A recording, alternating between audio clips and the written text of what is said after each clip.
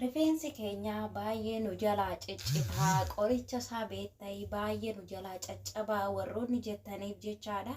Egaa har'a wantoota nani fayyadamee na gargaaree isiniif qabadhee dhufee tanan jira. Isinis immoo itti fayyadamuun dagatina. Ashama akkam jirtu hordoftoonni seenaa tuub nagaa waaqayyo isiniif haa baay'atu akkam isaati kana geessani. Anis nagaa kooti isinis immoo akka nagaa keessan taatan abdii guddaa qaba akkam isaati kana geessani. Ani nagaa kooti isin jirtu uummata qashtii uummata fiqee nagaa keessanii egaa har'a sagantaa ambiraatiin walitti deebinee jirra. Har'a maal qabattee nuu dhufte seenaa rakkannee warri jettanii komentii na barreessaa turtan gaaffii keessa walumaa galatti qabadhee isiniif dhufee jira. Isin immoo maal gootu like subscribe gochuuf share gochuudhaaf na jajjabeessuun dagatina waan si fayyadu waan naaf ta'e qabadhee isiniif dhufee jira jechaadha. Egaa dhugaa dubbachuu fi waan ana fayyade tokkoon isinii waan an beeku malee waan an hin beekne isiniifitti ni muusiniin jedha. Egaa warroonni jalqabaa kaastanii aga ammaa kanatti na hordofaa turtan guddaa galatoomaa. Ammas immoo gargaarsa keessan na barbaachisa waan ana fayyade isiniif ira jedhee tanan ture. Innaa warroonni jalqabaa kaastanii hamma aga ammaa kanatti na hordofaa turtan guddaa galatoomaa jabaadhu seenaa nuti si bukkee jirraa ati jabaadhu wanta hojjettu kanatti jabaadhu na jettanii warri na jajjabeessitan guddaa galatoomaa. Egaa gargaarsa keessan ni nanas ga'ee borus immoo gargaarsa keessan na barbaachisa sinin jedha uummata qashtii. Innaa warroonni yaada garaagaraa qabdanis immoo yaada na jabeessu yaada faallaa wanta surursu qabullee koomentii jala naaf kaa'u hin dagatinaa isinin jira. Baay'ee sin jaaladha baay'ee sin kabaja dhugaa waaqayyoo hedduu sin kabaja jechaadha. Ji'oota muraasa keessatti hordoftoota hammanaa horachuu kootu guddaan galatooma isinin jira. Warroonni immoo jalqabaa kaastanii jabaadhu itti akkan yaada garaagaraa yaada faallaa keessan guddaa galatooma isinin jira. Egaa har'a rifeensa kanaan dura viidiyoo 2-3 hojjedheen ture waa'ee rifeensa irratti jechaadha. Isarratti wantoota garaagaraa naaf keessanii turtan jechaadha. Hundumtiyyuu yaada gaarii malee koomentii san jalatti waa'ee talbaa irratti namni yaada hamaa naaf kaasan jiru jechaadha. Dhugaa dubbachuuf yaada gaarii immoo akka gaaffii hedduu tajaajila jira jechaadha. Koomentii baay'eetu jira. Koomentii baay'ee san keessa immoo gimmaashii gaaffiidha jechaadha. Gaaffii keessan immoo ani immoo waan ofii kootiin xaqqame tokko isinitti warri immoo rifeensa keessaniif ta'uu dhiisuu danda'a. Asuma naaf kalchaan jedha waan fayyadamu malee waan hin taane waan ofii kootiif fayyadamni waan miidiyaa irratti argu baasee isinitti immoo hin danda'u isin jedha obboloota koo. Egaa waan mana keessatti waggaa 2 ol fayyadame jechaadha. Waggaa 2 itti fayyadame isinis hin gargaara jedhee isiniif qabadhee dhufee tanan jira. Isinis immoo itti fayyadamaati mokkoraa carraa keessa isiniin jira. Rifeensi keenya tokkoffaa bishaan isaanillee ho'aadha shaamboodhaan hin miiccatinaa isiniin jedha. Dhugaa dubbachuuf ani rifeensa kochaadha. Yeroon dura akkasitti gaafan file jechaadha. Yaadayyuu muhimman yeroo shintibeetii keessa seennee shintibeetii keessatti filanna miti rifeensa akkanatti jechaadha. Akkanatti caccabaasa lafa akkanatti shintibeetii guutee jira jechaadha.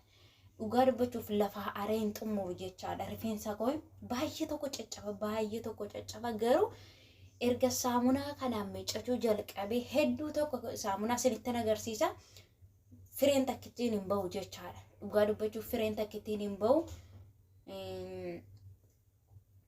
Shaamboon immoo tokkoffaa hin kukkuta jechaadha. Shaamboon matuma isaatinuu hin kukkuta. Jalqaba shaamboon abitti turte madaamiin koo shaamboo sanii maaliif dhiiftee shaamboo ishii dura naallolti jedhee tana shaamboo san ani fayyadamu jedheen niitidhaan jechaadha. Gaafa fayyadamu jennaan dura irrumaa fuudhee tanan shinti beetii koo godha ture. Innaa shinti booddee narratti beette jechaadha. Maaliif fixxu minaa naan jettee jechaadha. Ani saamunaa isa hiriyaa kootu natti hime dhugaa dubbachuuf hedduun ishee galateeffadha. Jalqaba waggaa 2 dura shaamboon maaloo rifeensi koo baay'ee na jalaa ciccitaa waan Kootu natti hime jechaadha. Saamunaa kana waggaa 2 oli jechaadha. Waggaa 2 oli rifeensa akkanatti guutee jira. Eega guyyaa saniiti ani shaamboo rifeensa kootiin tuqee hin beeku. Rifeensi koo hin buqqaa malee jechaadha. Hin buqqaa malee takkitti ishii caccabaan lafatti hin argu jechaadha. Yeroo sana reeffitu jechaadha. Egaa warroonni akkasitti isin rakkisu jechaadha. Shaamboodhaan rifeensa keessan hin miiciraas hin jedha obboloota koo. Rifeensa keessan shaamboodhaan hin tuqinaa. Tokkoffaa bishaan isaanii waan ashaboo qabuuf rifeensa keessan kokkotuu waan danda'uuf iyyuu rifeensa keessan lammata immoo waan asiniin jedhu kana itti fayyadama. Waan na gargaare tokko sirriitti agarsiisa. Saamunaa kana doovii kana fayyadama jechaadha. Dhugaa dubbachuu fi doovii kanan fayyadama suura isaa isiniif maxxansa jechaadha. Dooviin kuni isinittan agarsiisa lama inataa lama jechaadha. Kuni kiyyaara qaba jechaadha. Kiyyaara suura isaa isiniif maxxansa kana dhugaa rabbii kuni rifeensa keessan takkitti ishiin baasu jechaadha. Kana fayyadamaa isinittan baasee isinittan agarsiisa. Amma na faana tura. Kuni akkana jechaadha. Garaagarummaa isaa isiniif hattan hima. Kuni kan kiyyaara hin beektu biyya ormaati jechaadha. Kiyyaara suura kiyyaaraa qaba jechaadha. Kalarii isaa kana. Egaa inni kun kana jechaadha. Laalaa amma kana buqqiseen ture. Kana laalaa. Kun immoo adiidha jechaadha. Isinittan agarsiisa. Kun immoo adiidha. Kuni kana jechaadha. Isinittan agarsiisa. Kuni kana lachuun doovidhuma maqaasaa. Garuu garaagarummaa isa kanaa fi kana gidduu isinittan hima jechaadha. Garaagarummaa isa kanaa fi kana gidduu isin jiru nan hima. Kuni inni kaarotiin jedhamu inni kiyyaara qabu kuni maaliif beektu rifeensi keessanii warroonni rifeensa baay'ee yabbuu taatanii kuni baay'ee isin oomochaa jechaadha. Tokkoonuu isinii baasa baay'ee oomochaa inni kun.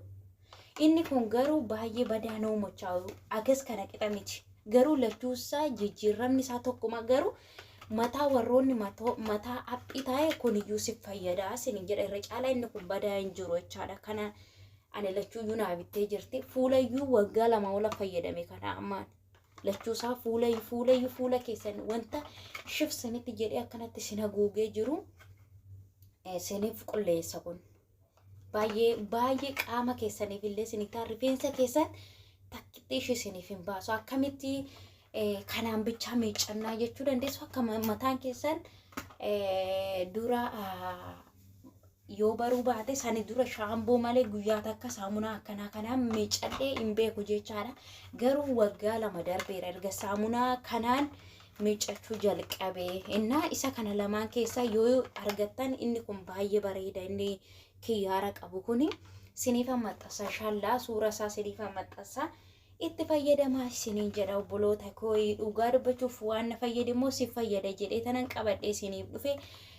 Isin immoo itti fayyadamuu hin dagatinaa isiniin jedha. Egaa baay'ee jechaadha rifeensa keessaniif baay'ee gaariidha. Kun rifeensa keessan takkitti isin jalaan kukkutu shaamboo dhiisaa. Warroonni immoo dhuguma shaamboon in kukkuta jedhan ijoollee baay'eetu jira jechaadha. Shaamboo dhiisanii erga kana fayyadamuu jalqabanii rifeensi isaanii baay'ee jijjiirama qaba jechaadha. Warri rifeensi keessan ciccitee caccabee yeroo filtan lafti muluu rifeensa ta'u kana fayyadama.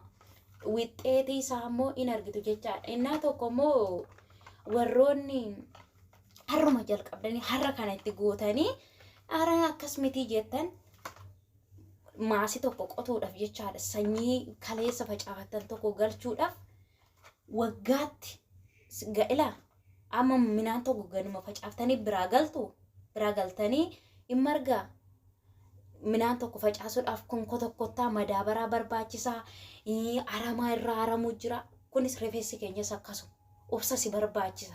Guyyaa tokko itti goote guyyaa tokkoon mataan nuur dheerachuu didee caccabuu dhiisee odoo hin taane yeroodhuma mara jechaadha. Yeroodhuma mara itti miiccatu jechaadha. Shaamboo siruma mataa keessaniin rifeensa keessaniin hin kutinaa.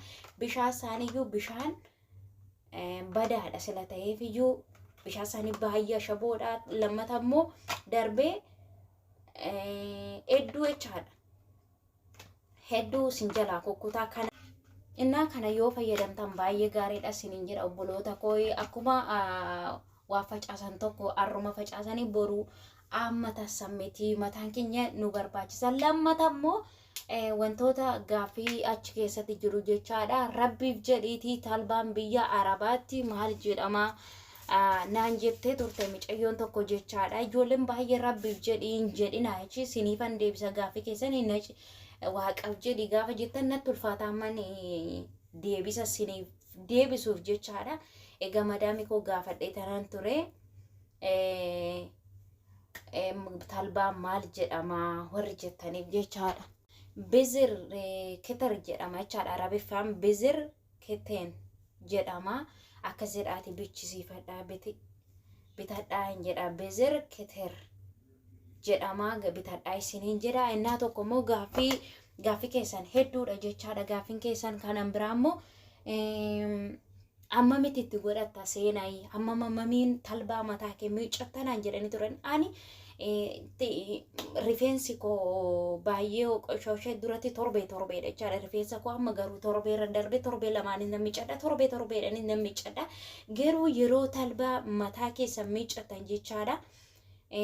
Osoo talbaa yookiin wanta argatan muuzii abukaadoo yookiin talbaa yoo argatan malee mataa keessan akkanuma jettanii akkasitti miiccinaa isiniin jedha kophaa jechaadha. Osoo wanta tokko mataa keessanitti hin godhatin miiccinaayi. Yeroo miiccitanii waarrattanii immoo anama fakkeenyaaf muuzii qopheeffadhe jechaadha. Muuzii fi qopheeffadheen jira isinittan agarsiisa isiniin jedha obboloota koo.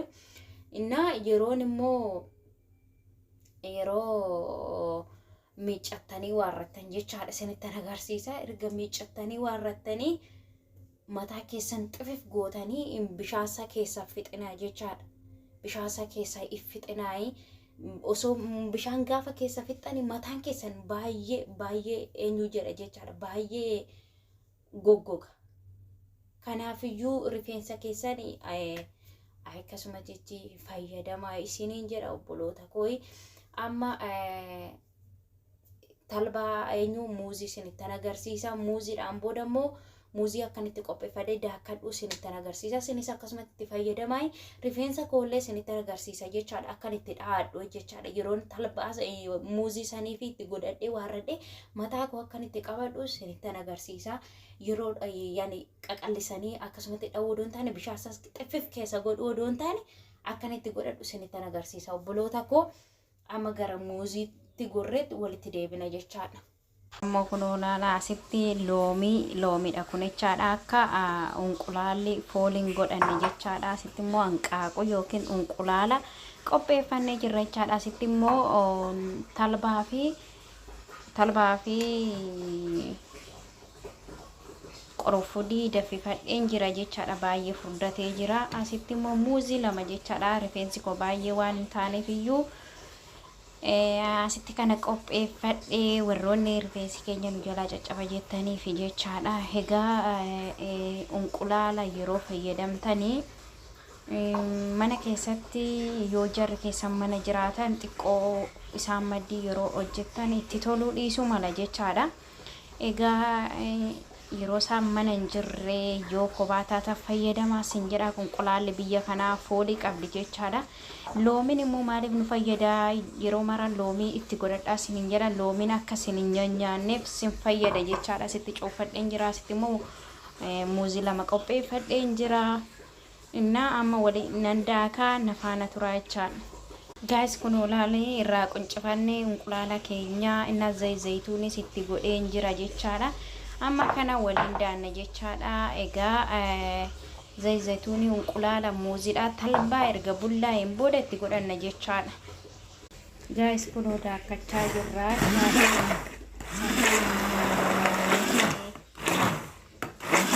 Kanammoo maaliif daakkanna yoo jettanii sirriitti akka mataa keessan keessatti namni seeraan daakkatu jechaadha.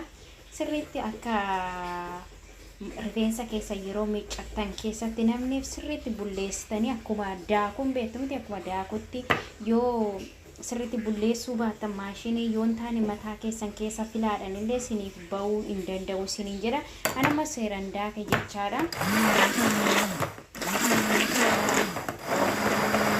isinis akkanumatti maashinii mana madaami keessa jiruun akkanumatti walitti daakadha isiniin jedha. Inna amma eenyuun nu qorree jira jechaadha. Kuni qorree jira talbaa fi qorofuliin daffee jira. Hamma ittan makadha jechaadha na laalaayi. Laalaa akka itti jeelii ta'e kana fuula keessaniyyuu dibachuu dandeessu. Baay'ee furdatee in argitu yoo ta'e baay'ee furdatee. Inna kun akkanatti eenyu keessayyuu gadi hin bahu waan ittiin duguuganiina fidee duguuga jechaadha amma.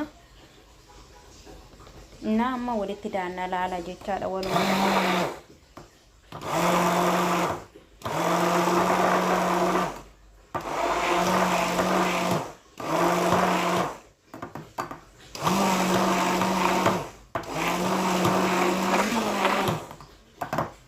Kuno seeraan walitti nu makame jechaadha guys. Walitti nu makame kana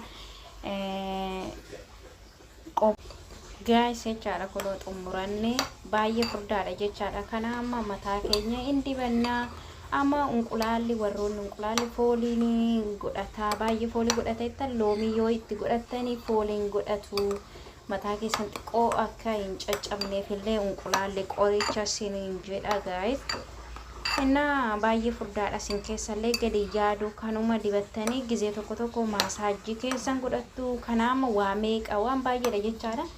Muuziidha, unqulaala, talbaadha, qorofuliidha, zayituuniidha. Xixiqqeessitanii jechaadha baay'ee osoo hin taane baay'ee miti. Kana akkasitti fayyadamuu dandeessu siin jedha obboloota koo. Inna akkanatti rifeensa keessan itti godhaa fayyadamaa. Yakone qallaa miti baay'ee qallaas miti giddu galeessa jechaadha. Rifeensa keessan akkanatti itti fayyadamaa hamma hin dibanna. Egaa saamunaa ammoo gara fuulduraatti isinitti meetanan jira. Saamunaa dhuma kana miiccattanii qibaatii keessanitti godhattanii rifeensa keessan yeroo gabaabaa keessatti isinii dheerataa sin jalaallee hin ciccitu. Obsan sin barbaachisa mataa gochuudhaaf guyyaa tokkotti ciccituu dhiise jechuu osoo hin taane obsaanis siniin jedha obboloota koo. Inna akkasii siniin jedha akkanumatti itti godhadha. Yan amma bakka gara dibannaa. Amma kun waan talbaa akkuma duras viidiyoo irratti isinitti agarsiise miiccadhee bishaan keessa xaffaf hin goone jechaadha. Fooxadhaan goggossee amma qibaatii itti dibadhee tanan laalaa amma akkatti lallaafullee qibaatii xiqqoo itti xarageen jira. Vaaliziin immoo fiixee isaatti vaaliziinii nani fayyadamu isinitti agarsiise jechaadha. Vaaliziinii kana fiixee isaatti dibadhaa isiniin jedha. Egaa amma miiccadhee bahee jechaadha rifeensa koo. Baay'ee kun ilaalu bifti isaallee waa fakkaatu qaama keessan biraan hin gahinaati. Akkanatti itti fayyadama. Akkanatti itti fayyadama isiniin jedha obboloota koo. Kun akkanatti fiixee isaa qaama keessan odoon taane vaaliziinii jechaadha. Qaama keessan hin tuqinaati. Fiixee isaa akkasiin jalaa hin caccabne akkanatti itti xaragaa'e. Sammuu keessan immoo qibaatiin ani fayyadamu isinitti agarsiisa jechaadha. Naa kun laalaa amma fiixee isaa miiccachi walitti naaf jedhee isiniin jira obboloota koo. Eenyu sammuu qibaatiin ani immoo sammuu kootti xaragumu isa kanan fayyadamaanii isiniin jira. Amma qibaatii walakkaa isaatti hunda isaatti iyyuu sammuu koo maasaajii godhee minaamina bakka lamatti dhaadha isinitti agarsiisa. Guys kun qibaatii hunda isaayyuu itti godhanne jechaadha. Kun akkanatti dhaanne jechaadha. Akkanatti bakka lamatti addaan baasee tanan borus asumatti hiikeedha akka nu jalaan caccabne xumurannee jirra jechaadha. Bakka afuritti dhaanne borus asumatti hiikee tanan bakka akkuma kanatti dhaadha jechaadha. Isinis akkanumatti itti fayyadamaa. Dhugaa dubbachuuf hedduu nama fayyada. Akkanatti dhaachuun inni qaqallisanii dhaanir borus wagguma firii qabdan akkanumatti hiittanii dhaattu jechaadha. Bakka afuris ta'u bakka shan ta'u bishaan keessa osoo xafaf hin godhin rifeensa keessan qibaatii itti dibdanii fiixee isaa kanaa gadi immoo vaaliziinii akkuma isinitti agarsiise itti fayyadamaa isiniin jedha. Rifeensi keessan bareeda isiniif ta'a. Bifti isaallee isiniin jedha. Akkuma nama isinitti agarsiise kanatti fayyadamaa. Gaaffii qabdan immoo koomentii jalatti naa barreessuu hin dagatinaa isiniin jedha. Jalqabaa gastanii amma kanatti waan na hordoftaniif guddaa galatooma kabajamaa isiniin jedha. Egaa waan na fayyade tokko sin fayyada jedhee kana muluu isiniif hojjedhee hin jira. Isin immoo yaada keessan koomentii jala naaf godhaa. Baay'ee sin jaaladha, baay'ee sin kabajaa naaf jiraadha obboloota koo. Bye bye.